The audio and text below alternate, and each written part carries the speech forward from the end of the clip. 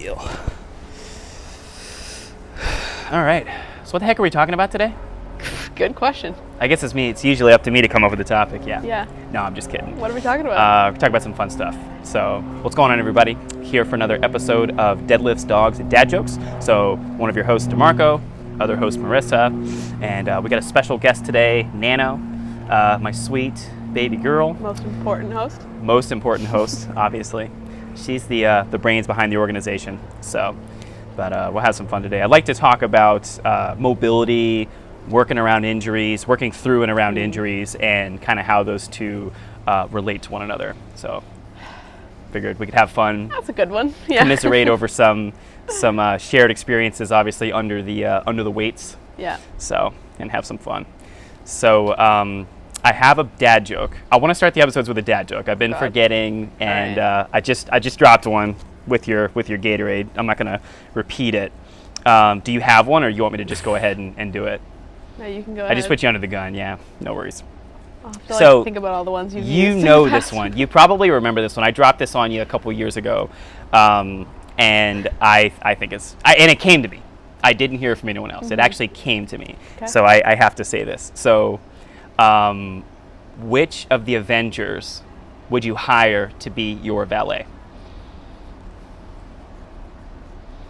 I remember you telling me this, but Yeah. I don't remember the answer. I thought of this one as I was on my way to your session, by the way. I don't know.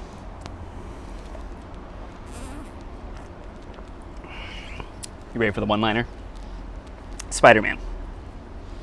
Do you know why? Because his name is Peter Parker. Oh my God. She's done. All right, we're that was it. Great episode. We'll see you next week. No, I'm dead serious. As I was pulling into my parking spot to come to your session like a year and a half or so ago, pre-pandemic, it just popped in my head, and I thought, man, this is great. And by great I mean terrible. Yeah. Which makes it great. I mean, it's a very complex one. It's like 3 parts. It's not just a normal like. Yeah, it's a little. Yeah, you got to go a little deep go. for that one, so it's not too bad. So, but yeah. So I'll have to think of one for next time. You'll have one, and I'm trying to remember to start the episodes with it. That way I don't, because I'll forget. I forget about stuff all the time. So Don't we all? Yeah. All right. Well, let's talk about injuries. So you and I have been training for almost 2 years. October. Yeah. I checked the other day. I like to know these things. I don't know why I obsess over dates. October something. It's like late October. Yeah. It's around the 24th, I believe, 24th, 25th. So during that time, knock on wood, you have not sustained a major injury, nothing serious. but we have had some minor tweaks, minor twinges here and there. And so I'll kind of hand it over to you. Let's start kind of from the quote unquote beginning. Yeah, I'm trying to remember. I'm really bad with timelines, so. Yeah, I don't care about, and you don't have to go in order. I don't care about that. No one's going to quiz you. I'm thinking here. Yeah, the main like issues sort of that we had to work with were my elbows. Yeah. I mean, in the beginning, my like joints, like all of my joints in general, were just a little like not great. Yeah. I think honestly, just kind of as I got stronger, that all sorted itself out. It wasn't like an injury; it was just like a weakness. But yeah, the elbow, hip, undetermined hip problem. Yeah, that was interesting. Yeah, like normal like hand things. Yeah, and that's obviously normal with like kettlebelling. The hands will get when you're doing high volume kettlebell work. So and forearms. Yeah, and forearms. All the normal scrapes and bruises. Normal stuff. Yeah. Yeah. So obviously the elbows. I feel like you probably told me this when we first started, and I just forgot or didn't really factor it in, and I didn't think it would be a factor with anything we were doing, but it did end up being it, because you can do pull-ups and the negatives, but the flexed arm hang, holding that bent position of the elbow. Stuck like that, yeah. That wreaked havoc on your elbow. So we figured that out. We stopped doing that. And then obviously we had the shutdown. We had 2 shutdowns here in Massachusetts. That was really fun. But ironically, our location of training hasn't changed since the gyms opened back up. We're just kind of doing our thing, rocking those garage sessions. Yeah. But and then obviously the Zercher squat. We got up to, what was it, 195? think it was Sure. 185, 195, hitting it for sets of 5, which is very impressive. So, and for those of you who don't know what it is, a Zercher squat is when the barbell is actually across your arms, like so. Your arms are bent. It's very high tension, just like a deadlift or a regular traditional barbell back squat. And your Pretty elbows. good, unless you have really weak little elbows like Yeah, mine. if you have these dainty, pull your elbows out of the sockets. these elbows that are apparently can do 30 push-ups, 7 pull-ups, but they can't hold a barbell.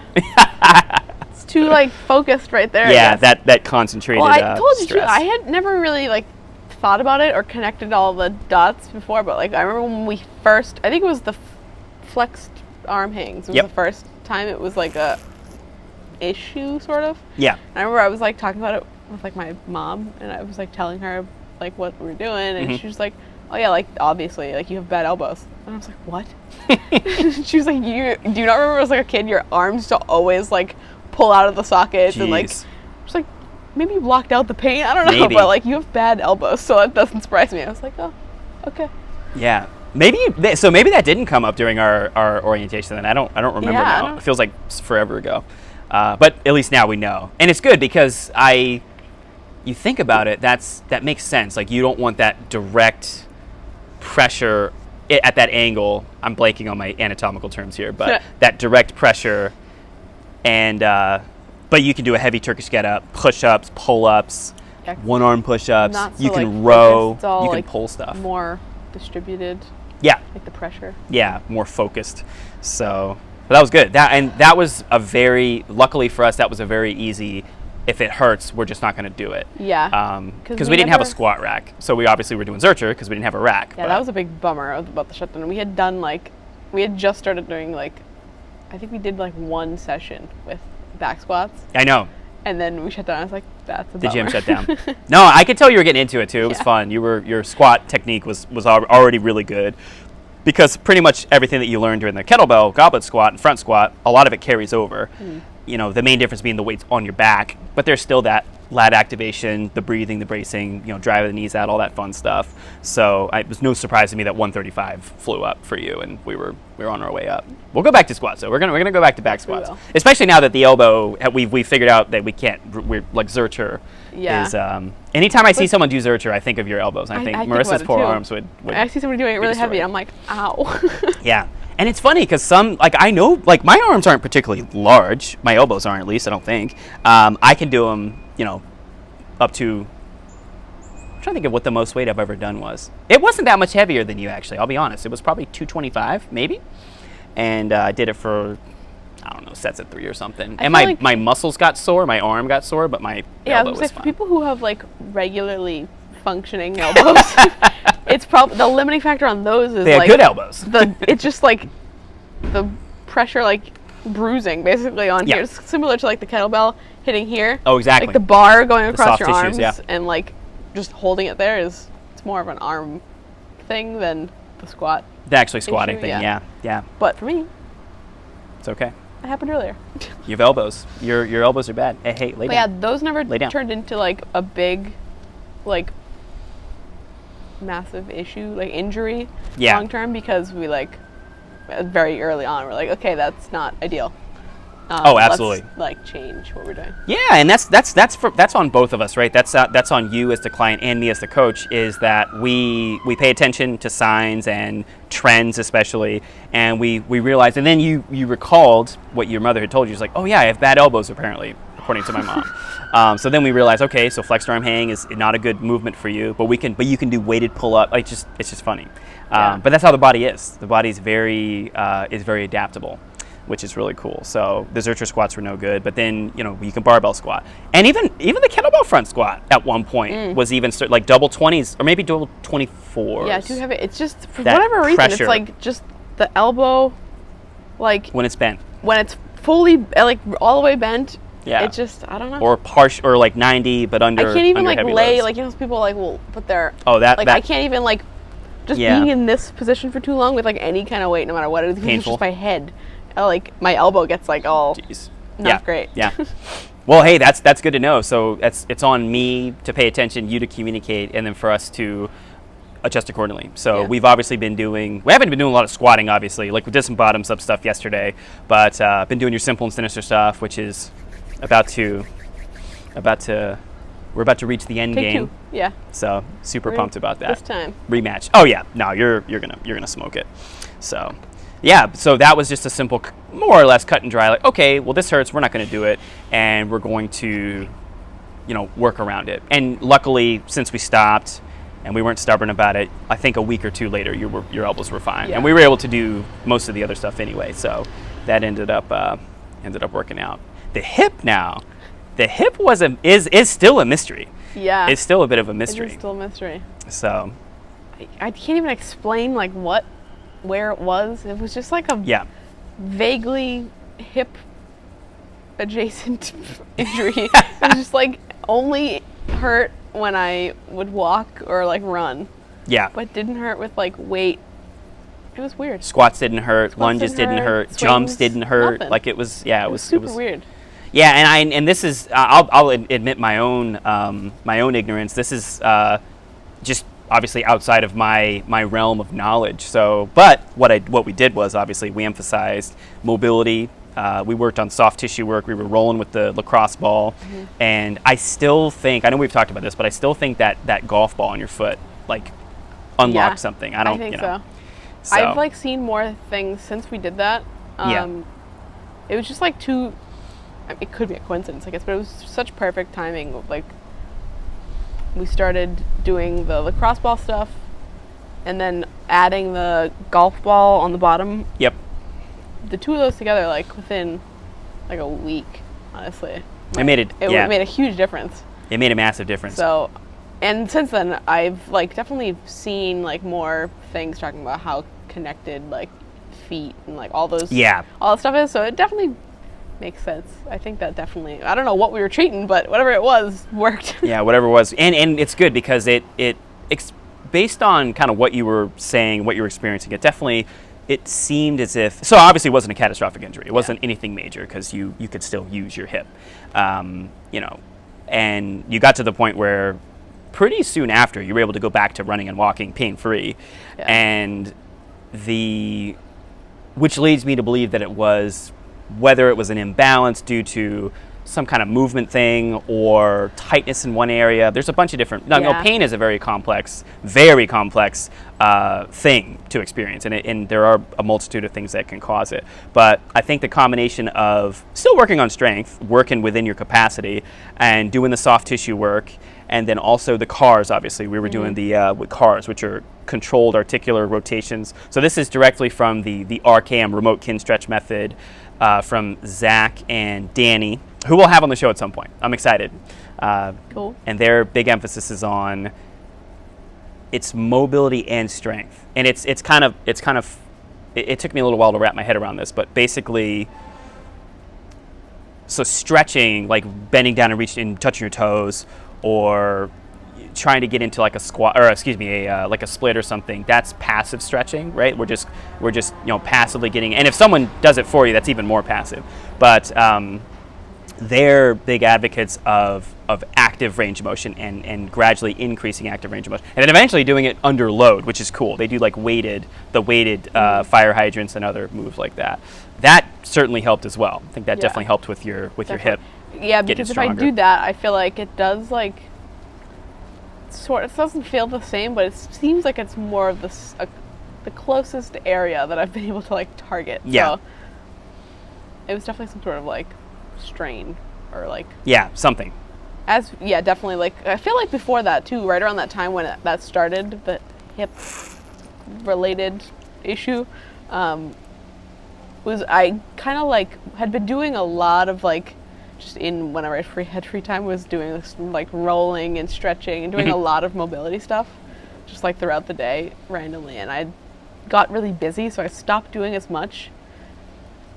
So that's what I had suspected, but I just couldn't figure out what it was, like specifically that. Yeah. Which was what made it so difficult to, like, treat or like respond to, because you don't know what you're really doing.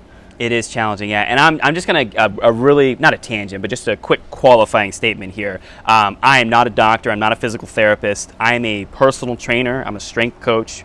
And I know a little bit about, like my focus is on movement and on building strength and moving and feeling better. So I wasn't treating Marisa, for instance, just to be clear about that. She and I even have the conversation of, hey, if this doesn't clear up within a certain amount of time, I think we still have 3 or 4 weeks, allow what we were doing to improve it. Either A, if it doesn't improve, or B, if it gets worse, then let's definitely go talk to a PT and a physical therapist, someone who is licensed and specializes in that kind of prehab field. So we were certainly ready if the time came to refer out to someone in that realm. So just to let you know, I'm not just trying to think like, oh yeah, I figured it all out on my own. No. Every method that I just mentioned that I used, I learned from different people. So it wasn't just me, making it sound like I'm an expert or anything. No. I luckily found some cool people that taught me some cool stuff, and it worked, which is really cool. It was definitely like cool even to now, like we can't exactly tell you what it was. We just like tried different tips and tricks that people mentioned, because it was never super serious. If it had been like a really serious issue from the start, then obviously I would have probably gone more immediately to somebody. Oh, of course. To like actually pinpoint what it was, but. Oh, definitely. Yeah. And if it comes up again, and I would say if it comes up again and if it persists, we could definitely talk to a PT, obviously refer out, but, knock on wood, as your mileage has increased, your run times have gone down and you're getting stronger, so we're obviously on the right path, which is pretty badass. You mentioned, so this is a perfect segue. You mentioned mobility. So that's a big part of what we do, is really, for you, sleep and mobility. Those are the two big recovery things that we do to help you keep you going and keep you rocking. So we do a lot. We do a lot. We do. We do a lot, but it's also, like you said, it is a lot of like mobility stuff too, which isn't like necessarily like easy. I think like I'm not a big fan of calling anything rest day. You hate that R word. If I say rest day, mobility stuff is not super. Just like you're not chilling. Some of it can be. No, it's hard. Well, that cars, those controlled articular rotations, they're controlled by you. You're actively moving that joint through a range of motion, and it's freaking hard, man. Like you remember how I did the same thing. I cramped. My hip would cramp when I started doing that. My toes would cramp when I was doing the toe cars, and that stuff's hard. Yeah. So you're not just, and this isn't to knock foam rolling, because we do use the foam roller. I'm not anti foam roller, but it's not just laying on a foam roller, just rolling yourself or laying on it for 10 minutes. That does have a place, but we're trying to get at it with more of a specific purpose. Right. So. Yeah. So that, and sleep. Yeah. I sleep a lot. Sleep, man. No, that's good. I don't necessarily sleep a lot, but I sleep efficiently. That's good. Like when I go to sleep, I go to sleep. Yeah. And then when I wake up, I get like I don't know. I feel like this is very uncommon for most people, but I go to bed and don't when I'm not asleep, I'm not in my bed. Like I don't just lounge around laying in bed. And I think that has helped kind of train my brain to be like, I'm in bed, go to sleep. You've conditioned yourself. Yeah. Hell, that's more or less what we're doing with Vivi right now. Is we're trying to sleep train her. So I sleep trained myself. She should take some pointers from you. Yeah. I will say though, she did sleep 7 hours last night uninterrupted. So this program's working. So, nice. Which is awesome. Which means more sleep for you.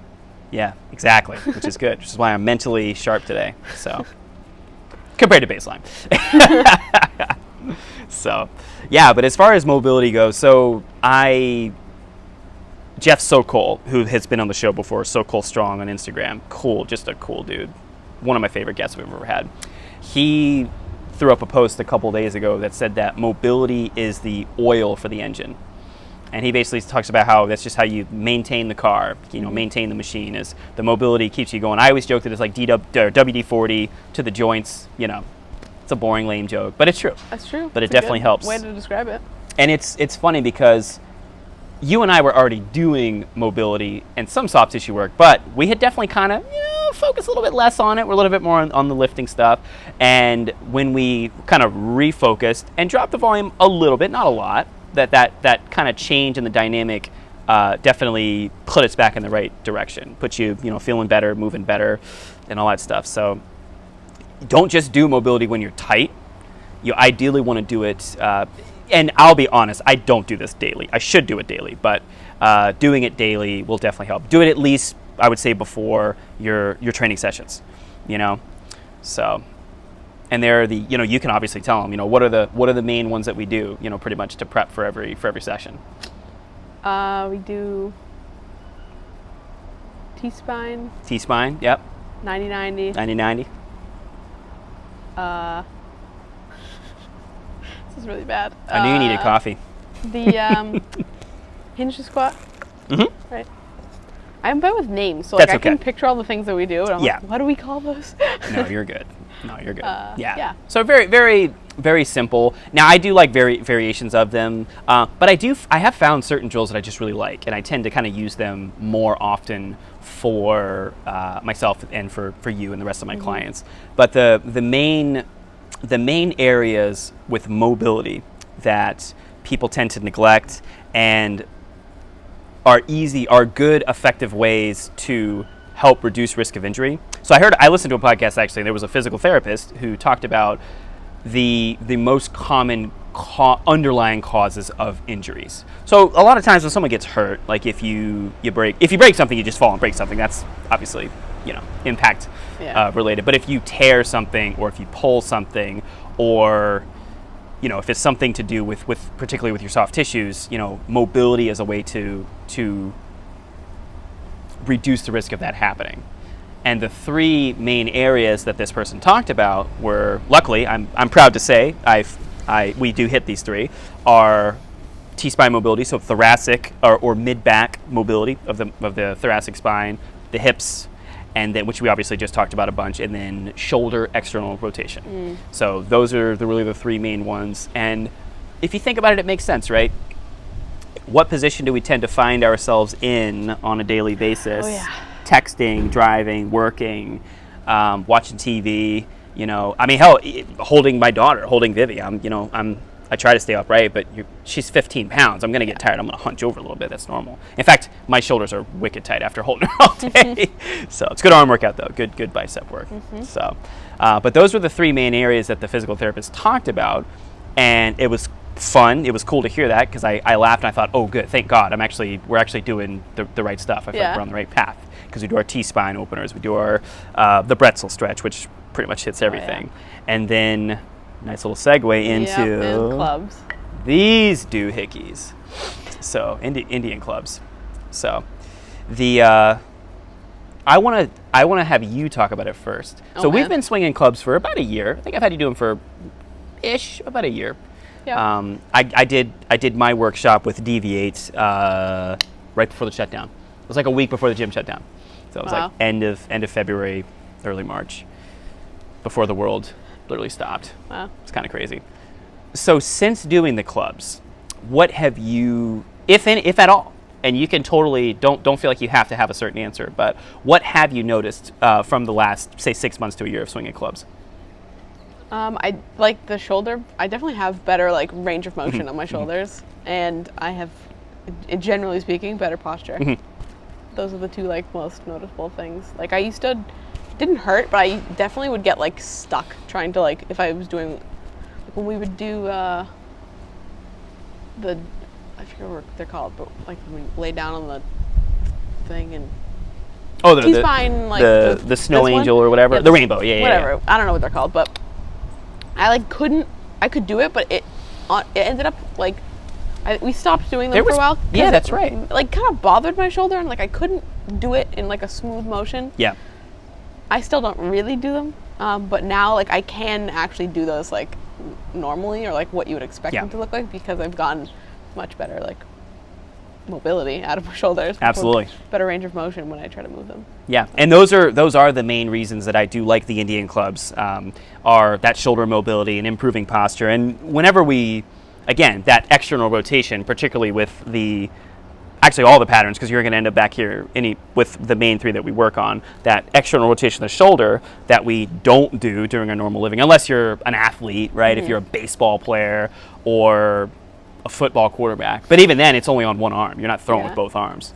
At least not that I know of. But yeah, it's cool to hear you say that, because I didn't want to prime you. I want to be like, oh yeah, so, and then have you say, yeah, you know. So I wanted to hear kind of from you directly as someone who, you know, has done them for, like I said, the last year or so. Yeah, clubs have been around for a long time. They were popularized in North America in the late 19th century, so late 1800s. And there are actually pictures of West Point cadets swinging these things. So they were used as part of their physical fitness training, which is pretty cool. So makes sense. There's I'm not taking credit for these words, but they do sound badass. My coach Phil Scrito said this, so it was him, but it wasn't me. He opened up our workshop with saying that the Indian club is a weapon of war and restoration.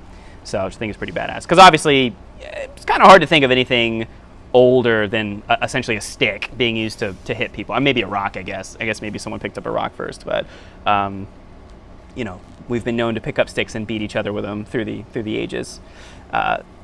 Luckily, somebody kind of figured out that swinging them around worked on strengthening your shoulders and made you stronger, and science kind of caught up with the practice, as it does typically with this kind of stuff, and shoulder mobility is something that improves heavily.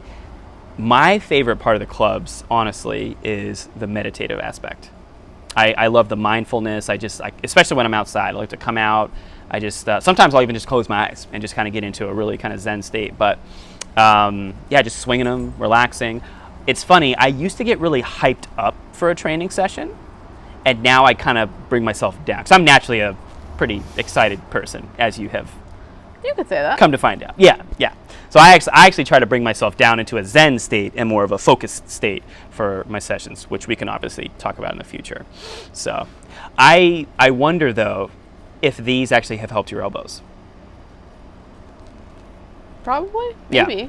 Because there is, for a lot of people, there is that benefit, because it is giving you that traction of the joint. Some of them, and that reducing the pressure. After, I don't know if I've ever actually said this before, but after we've done like a lot of stuff that is like intensive, like a lot of pull-ups maybe, or like stuff that's just like, I forget which pattern it is.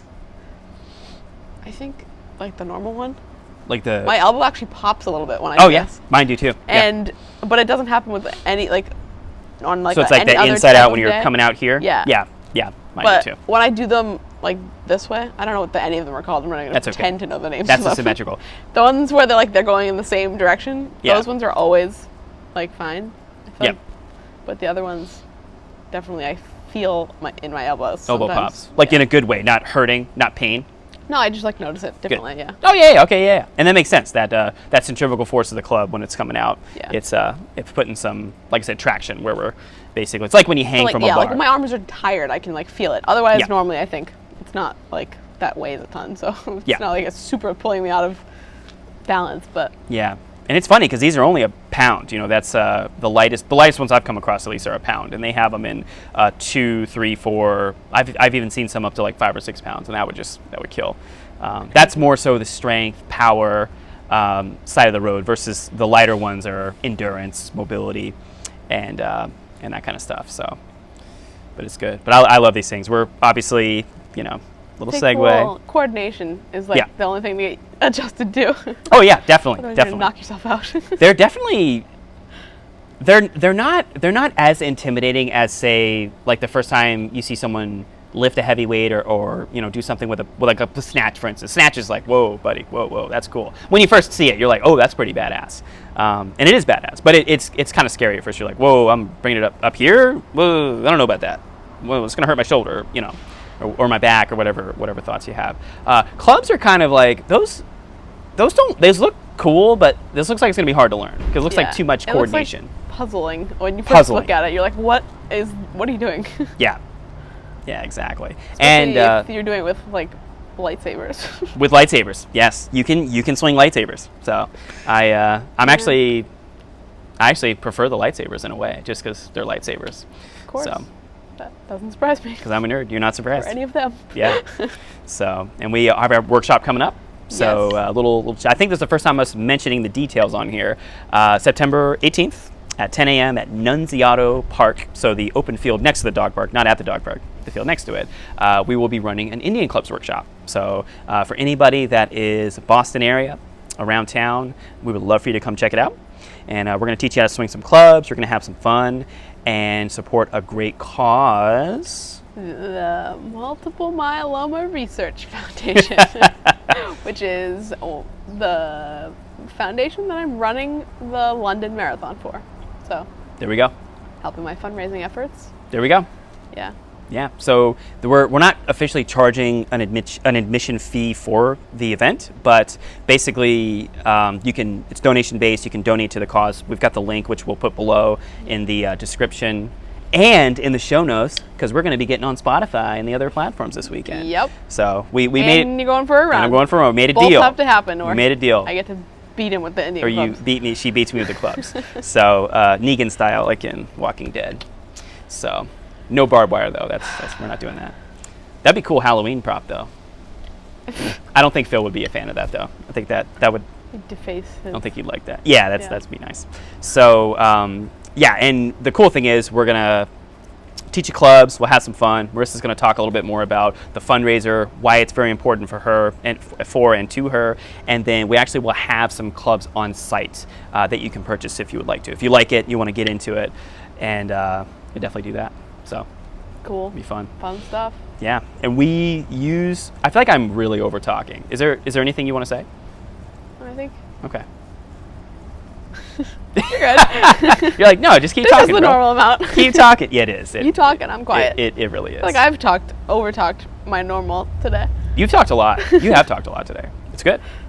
So, and I'm going to do a video at some point soon on how to do the clubs and programming and all that kind of stuff. But I will say there's really no wrong time to do them, which is kind of cool. Like with training, for instance, if let's say Marisa and I during a session, we have a heavy deadlift session coming up. You know, if the goal is to pull, let's say when we hit your 305 for a heavy single, you know, we're gonna warm up, we're gonna do your mobility, we're gonna do all that stuff, and we're not going to do anything taxing before the deadlift because the deadlift is your primary lift. I'm not going to say, all right, Marisa, let's max out your squat, your bench, and then do your deadlift. You know, if we were at a powerlifting meet, that'd be one thing, but this is just a training session, right? Yeah. So there's a method to the madness of everything. The cool thing about clubs is, especially when you get really skilled with them and learn the techniques and you can relax and learn how to swing them without any tension, and you'll start to really get the benefits. You can really swing them anytime. I use them for my warm-up typically. They're great for intra-workout, active recovery, and then they're also really good, like as part of a circuit, they're also really good for a cool-down. So I swung these freaking things for about 6 or 7 hours at a one-day workshop.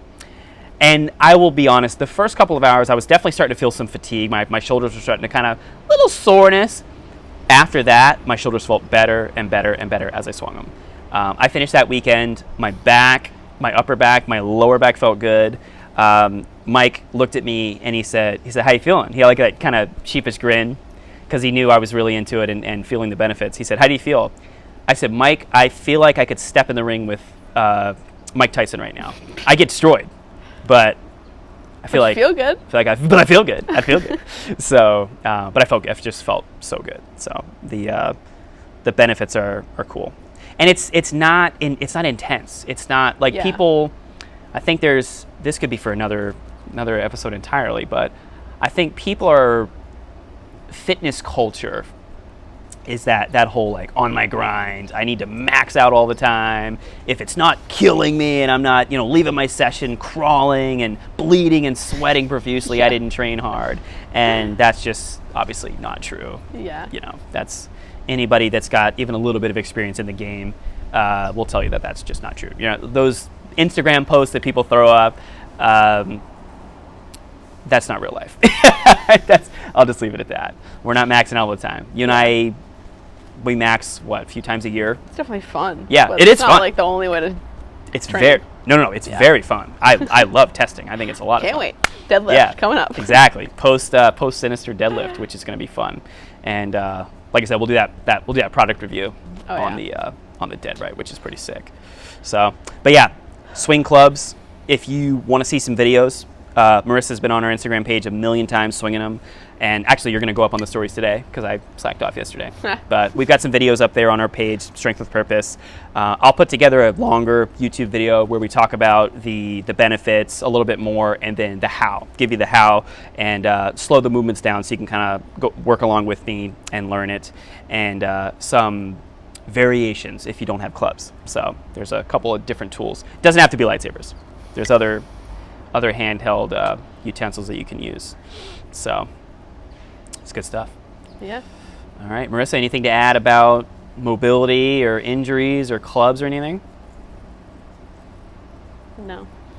Nothing profound? I was waiting for you to say something very deep. Yeah. And like a little mic to drop moment. Be like, whoa, okay, cool, man. No. Yeah. Injuries suck. Mobility good. Injuries bad, mobility good. There we go. Yeah. There you go. Do the mobility. Quite profound. Yeah, and you know, not to poke fun at Marissa, but Marissa is in her 20s, so I'm in my early 30s. I'm not old. I'm a little older. Marissa's in her early mid 20s. 25. 25. Yeah. Right in the middle. So you're still very much physically, you know, kind of reaching your peak. Yeah. In certain ways, and at your peak in others. So, but you're getting the benefits of mobility now. Mm-hmm. And the cool thing is we are adding quality years of training to your life by doing this. Good quality active years. My mistake was I didn't get into mobility until a little bit later, until my late 20s. Now I'm okay. I'm luckily didn't get beat up too bad. A couple injuries here and there.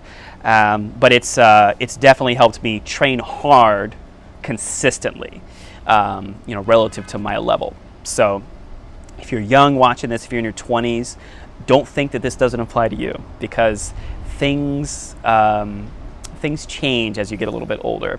And if you establish good habits now, you're going to put yourself into a better position to be able to continue and stay in the game longer. So I think that's definitely the focus here is on longevity. Definitely. So Nano, do you have anything to add about stretching, mobility, working out? This is exactly what she does during our training sessions. She just lays there, just hangs out. Nothing to add? Yeah, she's good. You good? Awesome. Well, want to thank you all so much for watching. We had a lot of fun, as always. Like I said, so 2 things. We're going to get on Spotify and the other platforms, and I'm going to run this weekend. And if I don't, you're going to beat me up. Yep. So we'll film that. Obviously, that'll be great that'll content. be the next episode. It'll be 2 hits. You hit me, I hit the ground, and then that's going to be the process. Oh man. So, Bono, this was fun. I want to leave you with a very empowering statement for yourself. Train your body, feed your mind. Boom. Cool. All right. Well, that was sick. I feel like that was better. I think that was